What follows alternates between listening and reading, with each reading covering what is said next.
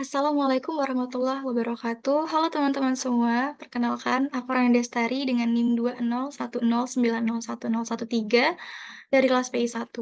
Saat ini aku merupakan mahasiswi semester 5 jurusan Psikologi Islam di Universitas Islam Negeri Raden Fatah Palembang.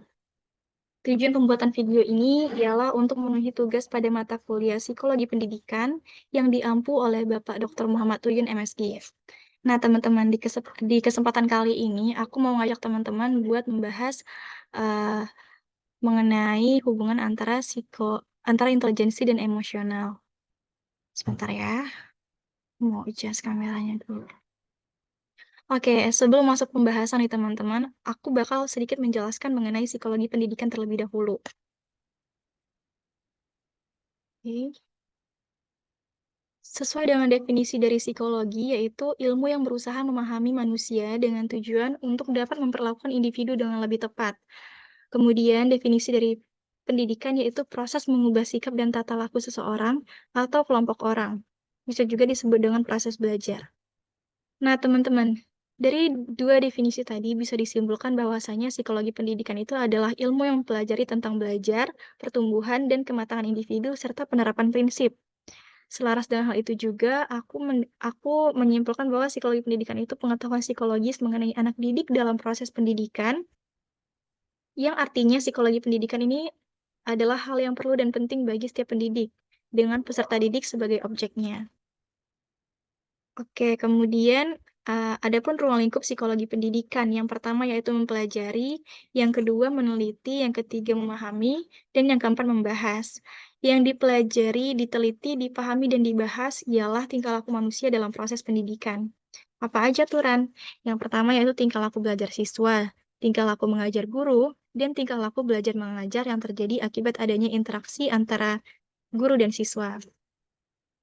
Kemudian, teman-teman, setiap cabang ilmu itu sudah pasti punya visi dan tujuannya sendiri. Walaupun in general tujuannya itu adalah suatu hal yang sama, yaitu kesuksesan dari hasil belajar. Maksudnya, faktornya apa dan gimana, Ran? Gitu. Nah, teman-teman, mungkin seperti yang teman-teman lihat di thumbnail, bahwasannya kali ini kita akan belajar mengenai hubungan antara intelijensi dan emosional dengan hasil belajar. Ngomong-ngomong soal intelijensi dan emosional, teman-teman tahu nggak intelijensi dan emosi itu apa? Oke, intelijensi menurut seorang psikolog Donald Stenner menyebutkan bahwa intelijensi adalah sebagai suatu kemampuan untuk menerapkan pengetahuan yang sudah ada untuk memecahkan berbagai masalah. Kemudian emosi yaitu pola reaksi kompleks yang melibatkan pengalaman, perilaku, dan fisiologis yang digunakan untuk menangani masalah atau peristiwa penting yang dialami oleh individu. Nah, teman-teman, dari definisinya aja, kita udah bisa sedikit ngerti lah ya, arah pembahasan ini bakal kemana nantinya. Oke, next, relevansi intelijensi dengan belajar. Seseorang yang mempunyai tingkat intelijensi yang lebih tinggi akan memiliki prestasi akademik yang lebih baik, lebih mampu mengikuti materi yang diajarkan, dan cenderung mendapatkan keberhasilan kerja yang lebih besar. Intelijensi merupakan salah satu faktor internal yang mempengaruhi prestasi akademik seseorang. Terus maksudnya kalau misalnya IQ ku rendah, berarti aku nggak pinter gitu, Ran? Nggak dong, teman-teman. Jangan salah loh, tolak ukur seorang itu cerdas atau enggak itu ada banyak banget. Jadi, kita nggak bisa hanya melihat dari suatu aspek saja. Lagi pula, intelligence intelligence quotient itu bisa berubah seiring berjalannya waktu.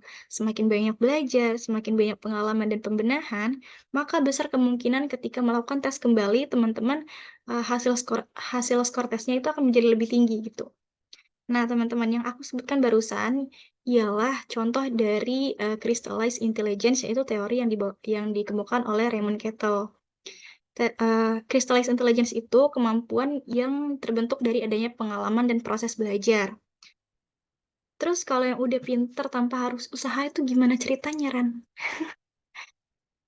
Menurutku nih ya, teman-teman, cerdas tanpa usaha itu kayak nggak lengkap gitu loh, ya nggak sih? Bahkan tapi menurut Kettle ada nih orang-orang yang memiliki kemampuan berpikir dan bernalar secara alami yang disebut dengan fluid intelligence. Fluid intelligence ini didasari oleh faktor biologis dan genetik dari orang tua. Misalnya, orang tuanya itu seorang dokter, anaknya nanti nggak jauh-jauh ya berkecimpung di dunia medis gitu, atau orang tuanya dokter, anaknya nanti jadi saintis. Teman-teman pernah nggak dengar orang tuanya tuh musisi dan anaknya nggak jauh-jauh berkecimpung di dunia musik, kayak gitu. Nah, teman-teman, kecerdasan fluid ini mulai menurun setelah masa remaja. Kenapa bisa begitu? Hal ini disebabkan oleh adanya degenerasi yang berhubungan dengan usia dari otak kanan. Bahkan Kettle juga berpendapat bahwa hal-hal seperti pengalaman dan pendidikan yang terdapat dalam crystallized intelligence juga mempengaruhi terbentuknya kecerdasan fluid. Kemudian jenis emosi. Menurut Goleman, pada dasarnya emosi manusia bisa dibagi menjadi dua kategori umum, menurut dari dampak yang ditimbulkannya. Yang pertama itu emosi positif atau afek positif. Nah, teman-teman, macam dari emosi positif ini seperti tenang, santai, rileks, gembira, lucu, haru, dan senang. Emosi positif ini memberikan dampak yang menenangkan dan menyenangkan. Ketika merasakan emosi ini, di saat itulah kita akan merasakan keadaan psikologis yang positif. Yang kemudian yang kedua yaitu emosi negatif atau afek negatif.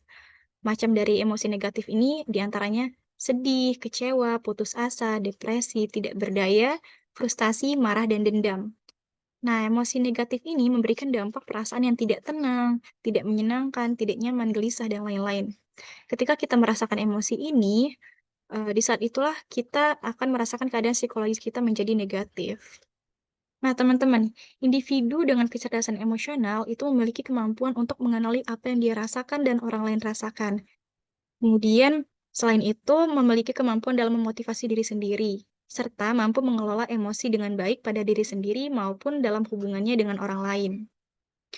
Nah, teman-teman, sejalan dengan hal itu juga, Alfred Binet dan Theodore Simon menyebutkan bahwa kecerdasan terdiri dari 3 komponen. Yang pertama yaitu kemampuan mengarahkan pikiran dan atau tindakan. Yang kedua, kemampuan mengubah arah tindakan setelah tindakan itu dilakukan. Yang ketiga, kemampuan mengkritik diri sendiri. Terus relevansinya emosi dengan belajar itu apa, Ran? Apa, ayo? Relevansinya adalah apabila individu memiliki kecerdasan emosi yang baik seperti kesadaran diri yang tinggi, hal itu akan membuat dirinya mampu untuk mengendalikan emosi sehingga ia tahu apa yang ia butuhkan untuk menjernihkan pikirannya yang menimbulkan output dirinya tidak akan salah dalam berperilaku ataupun bersikap. Contoh lainnya seperti suasana hati atau mood. Siapa nih di antara teman-teman yang sering banget ngerasain bad mood? Tapi nggak apa-apa, aku kayaknya juga susu lah.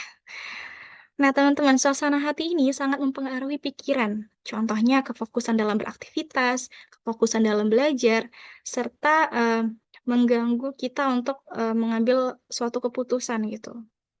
Pun sebaliknya, apabila kesadaran diri yang dimiliki rendah, maka kemampuan untuk mengelola emosi juga rendah. Yang mana hal ini akan membuat seseorang menjadi mudah marah, menjadi mudah stres, depresi, dan terganggu aktivitas sehari-harinya gitu. Kemudian, nah, sekarang kita udah masuk di sesi opini dan diskusi. Alright, teman-teman, gimana nih? Apa yang bisa kita kutip dari pembahasan kita kali ini?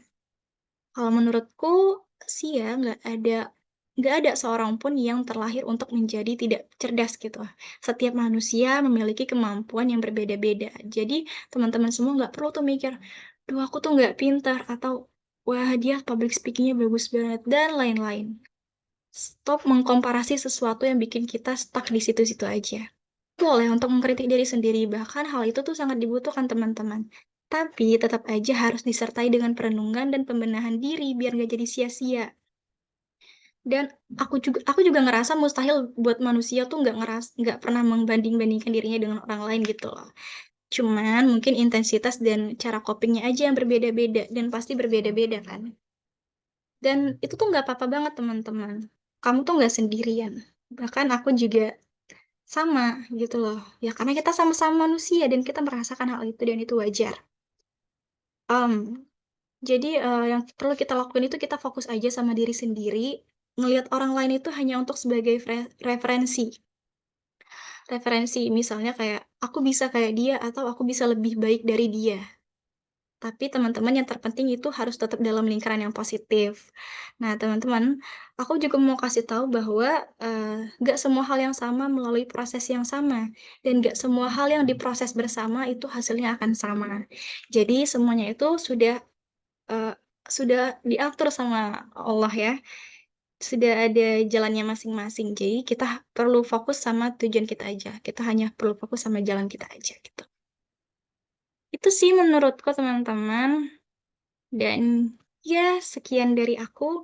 Aku harap video ini bisa membuat, masing-masing dari diri kita menjadi lebih baik, dan yang terpenting aku harap video ini, mudah dipahami, dapat dipahami oleh teman-teman semua.